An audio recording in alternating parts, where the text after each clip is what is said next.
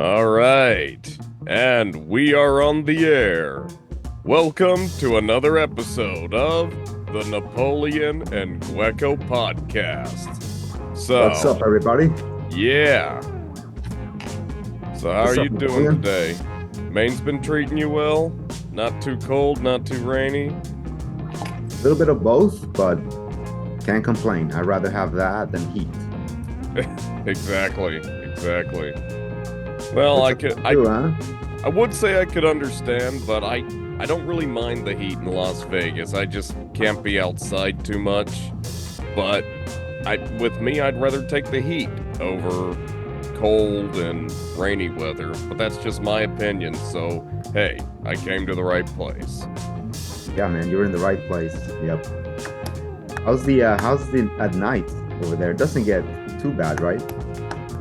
So Night, it's it, actually it kind of varies. Like nice. right now, especially since it's over the summer, it has been staying maybe within the 80s, maybe the 90s at night. I will be at an open mic that will be outdoors and it will still feel really hot even when the sun's not out. It's crazy, but we're kind of struggling to kind of get more of an audience at that open mic right now just because, some people don't like the heat, but it does sound surprising, but that is a thing. Like out Are in the you summer. bringing the heat in that open mic? How have you been doing up on there on the stage? So I have gotten to co-host or guest host that open mic a couple of times. There was a good friend of mine, Lex Las Vegas, who let me guest host his open mic at his show at a place called Han Izakaya. He does a show there every Wednesday night, showcase and open mic. And he's got a little bit of variety in there. Sometimes he'll get on stage, start rapping. So definitely a lot of fun. And that's definitely a place I would recommend any comic to drop by if they're visiting Las Vegas. Like if you visit Las Vegas, I'm definitely taking you out there. Oh, for sure. Yeah, that would be good. I did the open mic little tour in Vegas. I stayed there for about 5 days, Okay. and I did about four of them. I did comedy in different shows. It was definitely a good experience.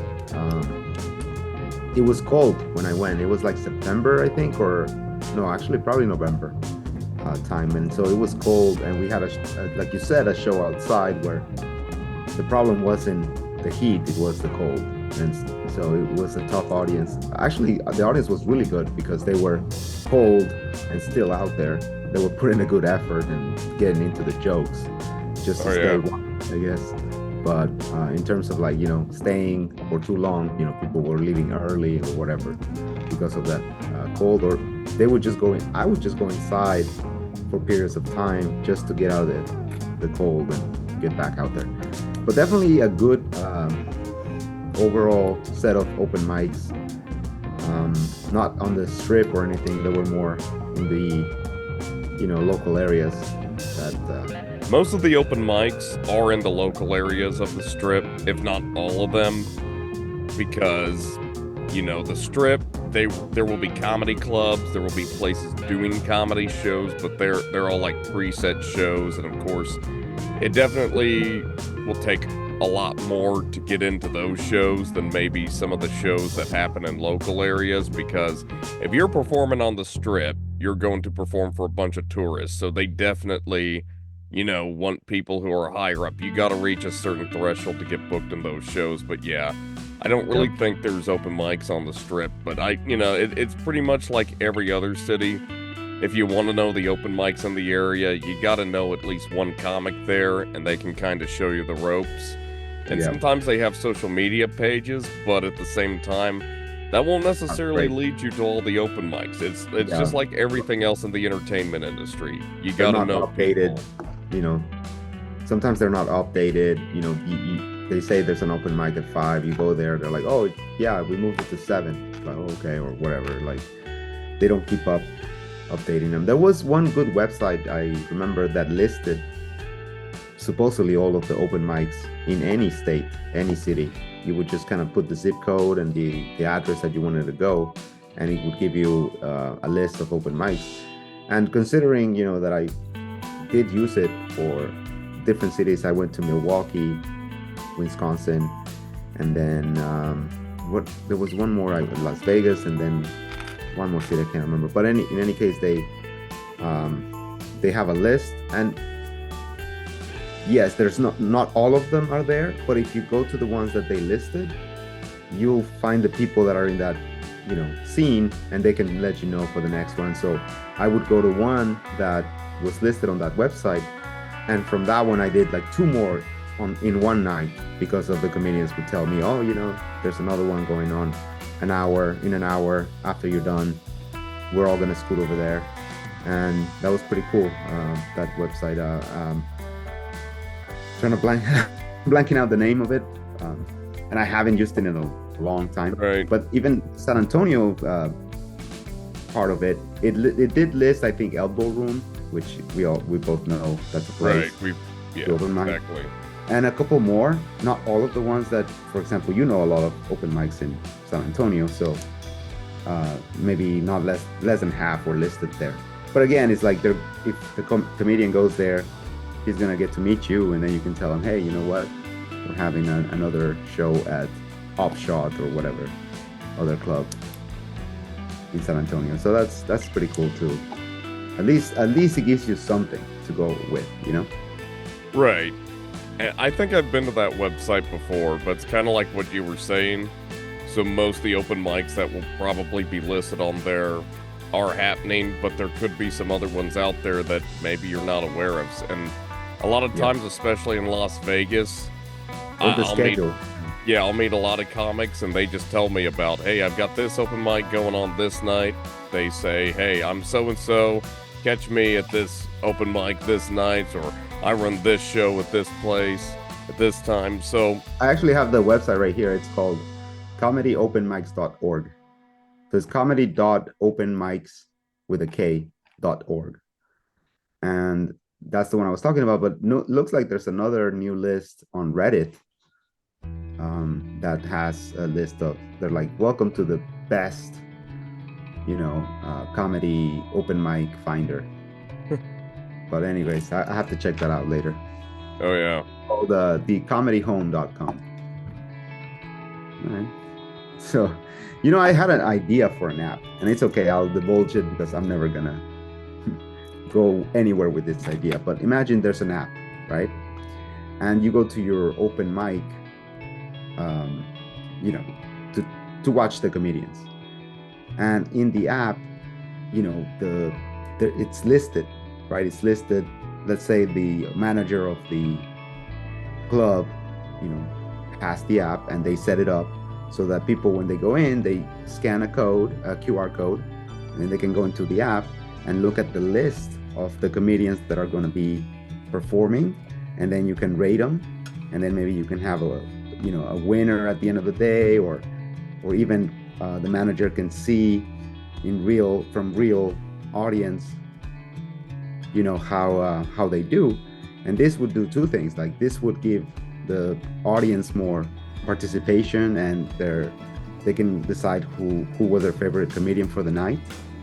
And also it can show managers what comedian is bringing out more people. Because even if the comedian, let's say they bring their sisters and their mom and their friends to watch them so that they can vote, that's good for the manager because he gets more revenue. Right. Well, actually, it's not just from ticket sales, but a lot of comedy clubs specifically will have like maybe a 2-drink minimum, or just a 2-item minimum per customer on the menu. Doesn't necessarily have to be alcohol. They could order a soda, or they could order just an appetizer. Of course, I used to work at a comedy club in San Antonio, so I'd talk with the managers, and they'd kind of briefly go over, man, like, the headliner, they get like 80-90% of the ticket sales, so pretty much all that goes to the headliner and whoever the other performers are. The 2-item minimum purchase rule on the menu is because that's how the club themselves make their money. So yeah, of course, if people don't show up, their ticket sales are down, the performer doesn't get as much, but the more people come out, the more the club's gonna make off of like menu sales.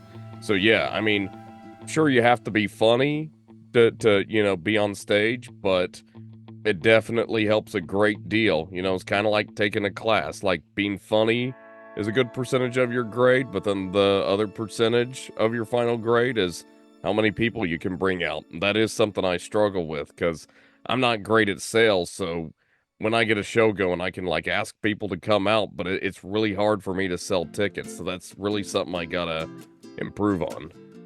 Right. Well, ultimately you go do your thing, right? And then, you might build an audience, some traction if you are consistently going to the same place. People are seeing you, and in this scenario where I give you an app or a list or something, at least I have a reference of your name, and then I can relate to you more. You watch 10 comedians in a row, it's hard to remember one specific one that you really like, but then also hard to remember their name because they just threw about 11 names at you in the course of an hour. So yeah, that's a good idea with an app, and then you could get the managers to pay for the subscription or that kind of thing. So yeah, it's a good idea. Someday maybe they are out there, those kind of apps, but I have not. I'm sure, and it's not a bad idea if you're doing an open mic, say at a comedy club, because usually the bar open mics, they'll easily get maybe like 15, 20 people. But if like a comedy club, you could easily get like 30, 40 people, right, unless like they put a cap on it, kind of like at the comedy club that we met at in San Antonio. They used to have like a limit of like 50 people, and there would usually be at least 30, maybe 40 people that would sign up in the least. I think eventually they capped it off to maybe 20 or something, you told me, but the deal is that would probably be a good example of using the app, because they're gonna, like, the audience, they're gonna see a bunch of people. Usually the clubs give people maybe like 3-4 minutes because they move a little bit faster than the bar mics. So if they say, hey, scan this QR code, download the app, and rate the performers based on how funny you think they are. There are definitely some examples or scenarios where I feel like it might come in handy, but all depends on how much work it is to get it set up, and if whoever's running the open mic or the comedy club, whether or not they want to do it. But yeah, well, and also, I'd say one of the sales pitch of that is that the audience wants to be engaged. They want audience participation. It's a big part of consuming social media or just media in general. So when people go on videos, it's not just watching the video, it's commenting, right? So it's becoming a big part of the expected value. I believe actually that soon in the movie theaters are going to evolve to where you go to the movie theater and you don't just pay for your ticket to watch the movie. You pay to have a spot that you can comment as the movie is playing. And so imagine you go to the movie theater, you have 100 people, and you have the movie going, and you have a chat room screen, and there's comments going on. I know you might think it's outrageous, but that's what's happening on, live TikTok, live YouTube, live everything, which has more audience than any other type of media. There's more people consuming that type of media, videos, short videos, or live.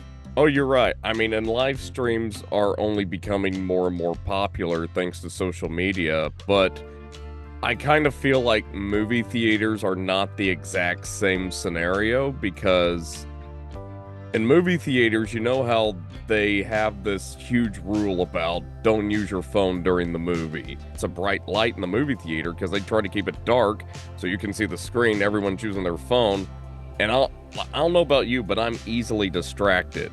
Anytime somebody's out using their phone, if they're like chewing popcorn too loud, or even if they're just like talking to each other about like, hey, like, what's going on right there in that movie, because I think I brought up in a previous episode, I was getting really annoyed by a couple of people in a movie theater that kept talking, and I just finally said, hey, I didn't pay $12 to listen to you two talk the whole time. But that's the whole problem. do But know okay, but somebody who's like very this is focused. an idea of the future, right? So in the future, you're not gonna sit and watch the screen. You're gonna sit and put on a pair of thin glasses. Now you're in a virtual reality, so people's phones are not gonna bother you because they're. Oh, I see what you. So kind of like that Oculus Rift. You have one of those virtual reality headsets Yeah. because That's already. coming, man. That's the next. I mean, uh, having an actual phone, like a brick on your hand, not yet. I'm not saying tomorrow. I'm saying 15, 20 years, they're going to be gone. They're going to be gone. They're just not, it's just going to be glasses and you can just see everything. And then you can just do this or even kind of like have a phone, but you're not really holding anything. You just, there's a way to manipulate it with your motions. And that's already there. The Apple Vision Pro is probably the closest thing to what it's going to look like in the near future. Have you seen videos of the VR headset, the Apple one? I have not. I am only familiar with the one by Oculus, which I want to say is a Microsoft product, but I don't know for sure. It's actually either a that Meta. or Microsoft had their own VR headset. It's a Facebook product. Okay, I know there's Yeah. that whole thing about that Mark Zuckerberg tried to start where he fuses Facebook, Instagram, and I think some other social media. I think Threads is one of them. I don't really Yeah. use that, but I still have a profile. And I Uh-huh. think he calls it, yeah, the metaverse, the Yeah. META. That's what he wanted to fuse all of them into. And I know part of that has to do with virtual reality, where Yeah. you put on the headset and you're in the social media realm. Yep. And I know it definitely would be an idea a lot of people would catch on to if they could put on the headset or be in the virtual reality. Like they're watching the movie, it's right in front of them, and then they can go and add comments during the movie. Oh, so I was saying that it's already happening, that this type of media consumption, it's big, it's growing every single day, where people are going into, let's say they watch somebody play a video game and they're commenting, they're watching even a movie. Sometimes they'll play movies live, and people, that's why they are watching it live at that moment, so that they can put their thoughts on the chat room, and then it's there it's there forever, because you can rewatch that movie with the original chat conversation. And so that, I think Right. that's where it's headed, because people are going to expect it. Yeah. You know what I'm saying? It's why am I going to watch a movie where I can't put my input? It's like watching, I can't tell people how I feel about it. Yeah, because people do that in their live streams, like say on Instagram or TikTok, where there will be people who comment during the live stream while it's going, but after it ends, if they decide to post the whole live stream as a video or a reel, then you can see what people commented during that. So I can see that working, but as far as it goes with movie theaters, like, no, that's you can't do that in an actual movie theater. But not in the actual movie theater. Right. That's the present setting, but it would evolve into something like that. It wouldn't be a physical movie theater It where could like be. a bunch of It people could are be, because there is that sense that that's what a movie theater is for. Is as a social gathering. It's like where people go to see other people, basically. right. You could just sit at home and watch a movie, but you go to the movies because other people are there. Right. And there's something cool about it. You watch a movie, everybody's laughing at a joke. It's contagious. It's a different experience than watching it by yourself. It is, but still at the same But time. imagine that, and then you can also comment somehow. Right. I don't know. I mean, I haven't worked out the specifics of how that's gonna play out. But I could again, like the virtual goggles, that kind of thing. I could definitely see that catching on, because the pandemic kind of killed movie theaters, because for one thing, The way they are, yes. Mhm. they weren't allowed to show movies for a while. They had to go straight to streaming services. That's what definitely helped the streaming services gain more money. But at the same time, VR But they were caught already on a too dying during the industry. pandemic, because that's how a lot of people could see each other. So my whole thing is that if everybody can just chat with each other in the virtual reality world, then why would they want to go to a physical movie theater where they see each other in person? Or if they go see each other in person, why put on a headset when they're sitting right there next to you? Well, because everybody does it. I mean, that's what people do at Disneyland. They they stand in a line for an hour and a half to get 10 minutes of a virtual reality goggles in front of everybody else. That's I can see that as amusement park rides, but to go to a movie theater just to put on a headset, I mean, I don't know. I mean, I can see it catching on. There's a lot of that. Virtual reality is not going anywhere, so it's definitely going to evolve into more ideas, and I'm sure that will catch on. I mean, I'm not really as much of a movie buff as I used to be, so it's really hard for me to judge on that. I probably wouldn't participate much, but hey, I tend to be an outcast, so my opinion doesn't really matter that much. And mine neither, man. I'm just throwing some ideas that, because so like the way that things are now, I kind of had some predictions back in the day, and some have played out, some haven't. But in general, like, for example, like trolling on the internet, right? I was doing that when I was 15, 16 years old, and I would tell my friends about it. It's like, oh man, I went online, and then I pretended I was someone else, and then I talked to all these people, and did this, did that, and they were like, oh, that's weird. That's very weird. Nobody wanted to do it. Nobody could do it. My dad was like a computer freak, so he got us internet before most people got internet. And now it's like everyone does it. Like even your grandma, like everyone is on social media. So It was a trend that I was like, if I'm liking it this much, like if I'm doing this, other people can't see it at the moment, right? It's like me telling you about the virtual reality and commenting on a movie. You're like, that's just weird. But that's, I think of what's going on right now and how things evolve pretty much. Exactly. Demand and supply, man. That's my thing. That's right. And I know you made that very clear, specifically putting demand before supply. Right. Yeah, I mean, in any case, but tell me did you watch the debate?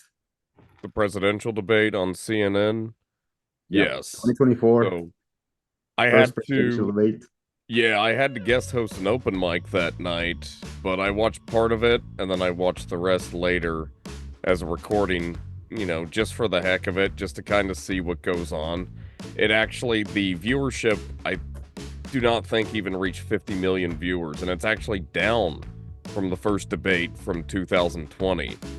So Oh, really? I kind of feel not as many people care as much about the debates. They knew what was going to happen. The majority of the people, they've already decided who they're going to vote for, and the debate's not really going to have much of an influence on them. There's really nothing that either candidate could have said that would have changed someone's mind on who they were going to vote for.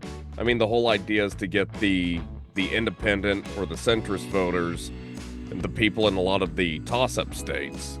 That's who you want to influence. So I'm not really sure what a lot of them had to say. I haven't read a lot of the forums or some of the feedback on a lot of that. Yeah.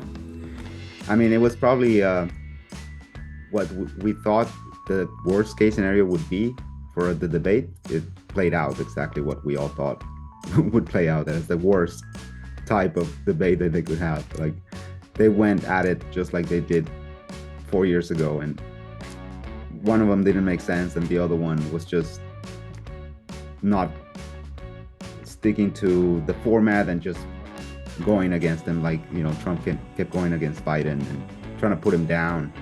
I think we've seen that before so many times. It's like, really? Why? Like, can we just get serious here? I mean, they both went at each other, but the only difference is that first debate in 2020, I remember the two of them were constantly yelling at each other, and you could just hear this in the room. Yeah, they were a lot more calm this year. Yeah. And it was kind of like, oh my gosh, like, I can't even hear what each other is saying. And I was like, hey, has this ever happened in a presidential debate? But then for this previous debate, they made a rule that when one figured they person is talking, the other person's microphone gets muted. I think that definitely helped out, and I think like children, you have to mute them so that they can. It's nuts, man. I mean, There's they no, saw what happened, but that what was about respect? Respect for your rival. Is that a thing anymore?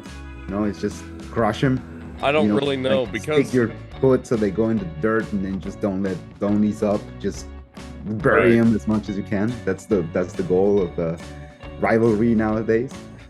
I mean, yeah. There's I mean, some kind of respect that can go on still. I believe. I do think so too. And I'm a registered independent right now, so I don't want to get too political on the show. And if I do, I will try to keep it as nonpartisan as possible. But it kind of seems that the whole thing with respect for your opponent, it just seems that right now our current political system has been separated into two polar opposites because it's almost like there's a lot of people who it's don't. almost like each party believes the other one's evil, like to the Right. biggest extent. And there will still be people that they maybe aren't a fan of either candidate, but they still feel, well, I still have to vote, which I agree. I'm going to vote anyway. Maybe not for either one of them. Maybe I'll vote third party or write somebody in. But at the same time, it seems that they think, well, we have to choose between a lesser of two evils. And even then, like, once they decide between the lesser of two evils, they're still automatically grouped into one of those parties. Now, I kind of thought that kind of being in the middle, I felt that I could create common ground with both sides and maybe kind of form alliances with people, right? No. Like I said, we're still separated into two polar opposites that almost, if you bring up any political issue, whatever side does not agree with you just automatically hates you. It's because, like, I'm not really tied to one side. I'll have different opinions that one side will agree with, one side won't. And that's the problem, is that when that happens, it seems instead of thinking that you can make common ground or make some bipartisanship, it's even more divisive. I end up getting both sides to hate me. Better to not even. Like, who cares? Nobody cares. It's just like a lot of these people just trying to band and give out their ideas. So if you give them an opening, it's like they're gonna get you to either agree with them or disagree with you. But it's just trying to vent. It's like we have things that we consider problems, right, and issues in our lives, or things like obligations and all that. So we try to vent to release the tension. And if you do it in a political topic, it can get pretty ugly because there's a lot of pent-up pressure, right? There's a lot of stuff inside that needs to get out. And in that kind of topic, it's just like religion, or, they say soccer or sports. It just all comes out, and you don't want to be the participant. Well, at least I don't want to be the participant of drama and discussions that are not going to lead anywhere. Nobody's going to change their mind. Right. And that's what I'm thinking, is that it's not even a conversation, really. It's more of a debate that has no rules, kind of like a presidential debate without muting the mics. It becomes that, right? It really does. And that's the whole thing. Like I'm saying, that if somebody tuned into the debate and they'd already decided, or they're leaning towards one candidate, I don't think there was really anything that either of them could have said that would influence that person's decision. Maybe some of the people who are center, who are undecided, maybe, but I don't know. But that's the whole thing, is that, there were even people who are Biden supporters who said, oh, he didn't have the best performance, but they're still going to vote for him because they're like, well, hey, like, his policies are still a lot better than Trump's, so we got to vote for him. And that's the whole deal, is that, people talk. A lot of people that don't like Biden are like, he's so incompetent, or he can barely get through sentences. Like, why do so many people like him? And I'm like, okay, he did not win the presidency because he was Joe Biden. He won because he wasn't Trump in 2020. Like Right. almost all the vote he got was anti-Trump vote. So people didn't Right. necessarily love Biden. They just Yeah. didn't want Trump. And that's the whole Yeah. thing where a lot of times there will be a lot of people that think with our political system they won't like either candidate, but that it always comes down to a lesser of two evils. That's why South Park made the joke about you're either That, voting for a giant douche or a turd sandwich. I love that episode, man. Yeah, I remember that. Yeah, Is that exactly. That's and there's a little part on that episode that says every election since the beginning of time has been between some turd and some douche. It's like, yeah, right? I exactly. mean, and the thing that's kind of what they said is that usually those are the only people who screw around enough in politics Get to in be that able to place. make it that far. Right. I mean, I haven't run for office before, so I wouldn't know what to tell you. But Yeah. there's no telling what all goes on behind the curtain, what goes on behind the scenes, what they don't tell you on the news. Yeah. So, like I And said, debates like the one we just witnessed makes you more prone to thinking about conspiracy theories. Because if you're like, is this a joke? Is this right. somebody has to be behind this Well, kind of it's thing. always a thing. It And can't, plus, it can be real. It doesn't seem real. I mean, a lot of people know that, okay, Biden's getting older. Maybe he's not making a lot of the decisions that go on in his administration, but, a lot of people in his cabinet, people that kind of, work Yeah, in they the can do the work for administration. him. Yeah, Yeah. people that work for him, they're kind of Yeah, making a lot of the if he decisions. wins, he's not much is gonna change. I mean, he can still do his job, even if he's comatose. Like, doesn't really matter. I mean, There's other yeah, he's people- got people helping him out. exactly. Yeah. But that's And they don't influence. That's another thing. It's like this sources of power, government, and the White House, and this. Although they do set policies and can change the course of people's lives, it's not as much as we think. We like to kind of have those as excuses to our situations. Oh, it's because of this, because the White House won't let me, or whatever. But ultimately, people evolve through habit. So right now we have the habit of putting those people in higher places and this leadership roles. But ultimately, we don't need them. People don't need them. And once it becomes a habit to not even pay attention to them and to have other systems that work, which is, the free market, basically, is what drives the economy, drives us, right? right. The possibility to earn Demand more. and supply, competition. Demand and supply, exactly. Once people demand another system, the system will follow. The White House is not strong enough to just, no, people, we're going to do this our way. No, if people demand it, boom, things change. Well, That's why we have so many freedoms right now. Enjoy exactly. one of the best times in history to be alive.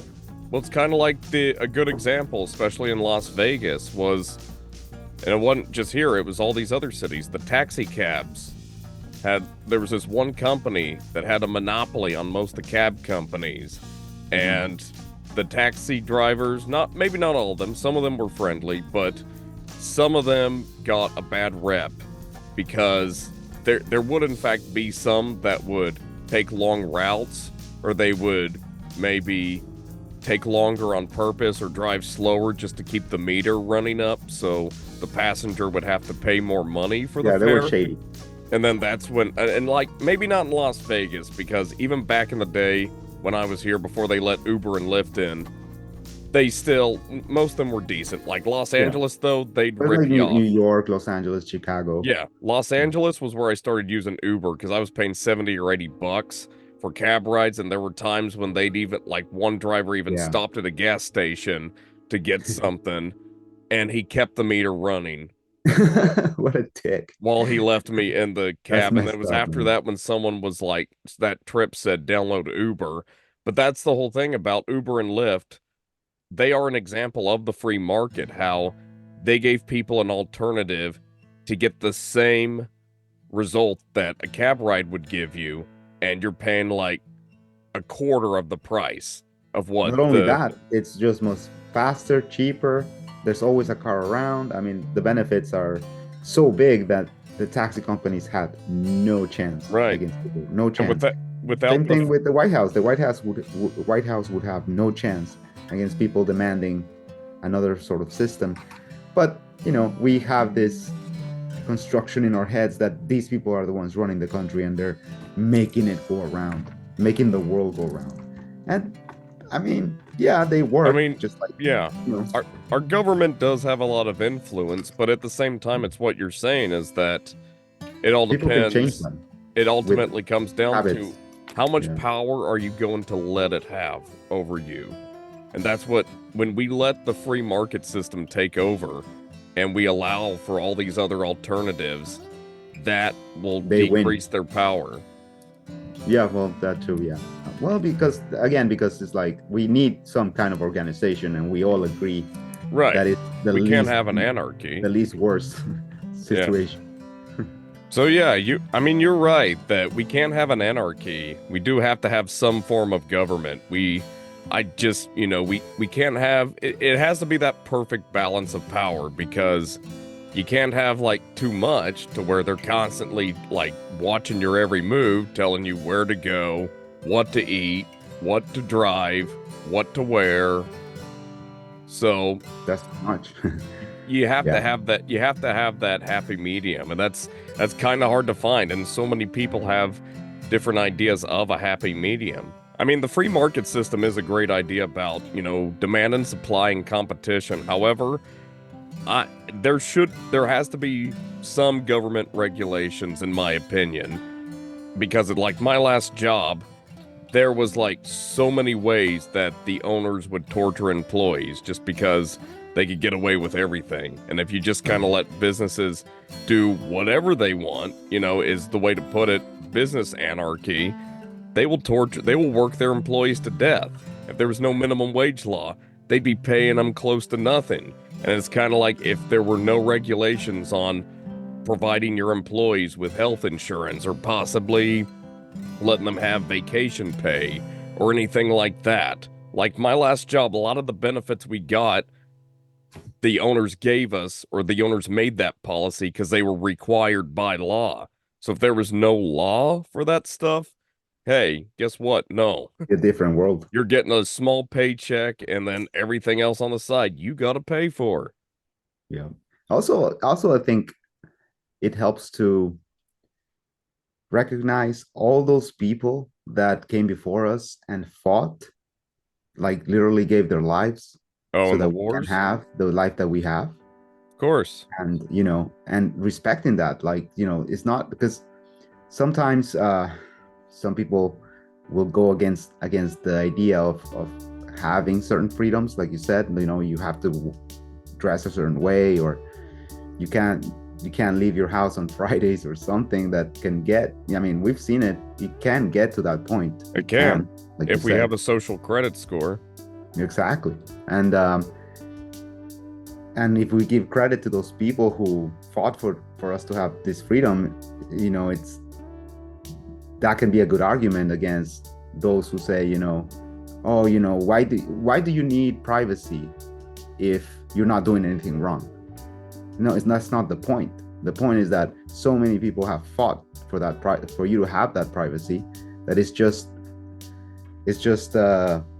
I guess fair for you to respect it and keep the legacy kind of thing going, so. No, I understand, and that's ultimately what the 4th of July is about, which is coming up Right. soon. Yeah. So it's not By just the way, about here eating in hot dogs. where I am, in close by, it's called Bar Harbor. They Okay. have the best firework display have ever seen, or even on TV. It is just amazing. So I'll be taking some video of that. Maybe we can post them on the channel, but it's really something. So I'll be recording. What are you gonna do that day? Or are you gonna watch fireworks or anything? I bet Vegas is gonna have some crazy Oh yeah. stuff going on as well. They definitely have some great fireworks shows. You just have to know where to find them, because I tried to go to some of the tourist areas last year and I would hear fireworks, but I wouldn't see them. So I really didn't get to see much, but I'll probably be going to Nathan's and having one of their hot dogs because they have some of the best. And we'll be watching some Right. fireworks. So it's going to Nathan's be hot dogs. Okay. All it's right. going to be a really Oh, simple wild. holiday, but yeah. Cool.